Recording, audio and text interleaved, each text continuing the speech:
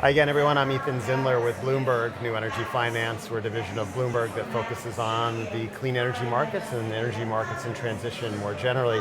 And I'm surprised and pleased to be joined by Rohit Aggarwala of Sidewalk Labs. Rohit is a veteran of working for Bloomberg Foundation, but also worked for Mayor Bloomberg in City Hall as Director of Planning, as I understand. Long-term planning and sustainability. So, I guess you have to say, what's Sidewalk Labs?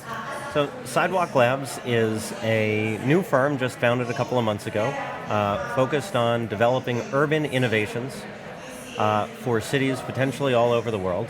We are part of the Alphabet family, so Google has staked our fund. And we seek to use a variety of mechanisms from private equity style late stage investing through incubating companies all the way back to even thinking about new technologies that should be developed to make cities better. The fundamental belief is that we are at the beginning of a fourth urban revolution. And so if you think about it, there have been 4 waves of technology over the last 200 years that have transformed cities. The steam engine made cities entirely different. Right? Electricity made cities entirely different. The automobile made cities entirely different. And now we're just at the very early days of the way digital technology will make cities different. We think the potential is to make cities radically better, and we want to be at the forefront of that. So radically better, improvement, that can mean a lot of things. Put that in the context of sustainability and climate stuff. Well, one of the first things that motivated the work that Dan Doctoroff, our CEO, did when he was deputy mayor of New York and was my boss, and what Mayor Bloomberg did as mayor, is that cities are the solution, right? So the first thing is anything that can make cities cheaper, more attractive, healthier, able to hold more people, is better for climate, because at a certain income level, the cities are always the more efficient way to live.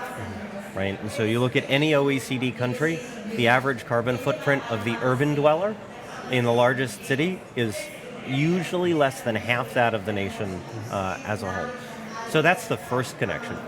The second is, if you think about where cities consume energy and therefore emit fossil fuels, it's really in 2 sectors. It's in buildings and it's in transportation. And the opportunity to use technology to revolutionize both of those is in some ways obvious, but in fact we're barely beginning to understand it. And so are you guys within that space looking for companies that are sort of, let's say, I don't know how to put it, lightweight sort of software focused? Or are you also willing to look at companies that are proposing, tech solutions that are going to potentially be expensive? Not expensive to implement necessarily ultimately, but expensive to develop the technology. Well, look, I think we're very early in our work. We are beginning to understand what we really think the opportunities are in a precise way, as you would imagine. When you set out with as narrowly defined a topic as urban innovation, right. It takes a while to really figure out what you're really going to focus on. I think we're mostly focused on impact, and of course at the end of the day we are a for-profit business, so we need to see where the profit lies. But the technology will almost certainly create opportunities across the spectrum, things that are completely lightweight, just apps that leverage data in different ways, all the way down to potentially new ways to construct buildings or new ways to design sewer systems or whatever it is. And exactly where we want to invest, we'll figure out as we go along. As you may know, our first investment that's been public for a couple of months now was the acquisition of these 2 companies, Titan and the Control Group, that are now Intersection, which is the company that has taken a franchise for New York City's public phones and is going to be turning all of those into Wi-Fi towers. So on the streets of New York City, virtually everywhere, maybe 2 years from now, you will be able to get free Wi-Fi, paid for by advertising revenue. Wow.